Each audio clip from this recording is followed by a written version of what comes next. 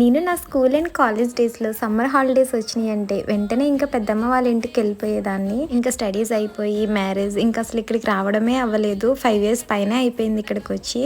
ఈరోజు నేను, మా అక్క ఇంకా పెద్దమ్మ వాళ్ళ ఇంటికి వస్తున్నామని చెప్పి పెద్దమ్మ అయితే చాలా హ్యాపీ ఫీల్ అయిపోయారు. మేము వస్తున్నాం కాబట్టి మా కోసమని ఈ పిండి వంటలు రెడీ చేసేస్తున్నారు. ఈ ప్రాసెస్ అంతట్లో నేను చేసింది ఈ పిండిని లడ్డూలా చేసి పెద్దమ్మకి ఇవ్వడమే.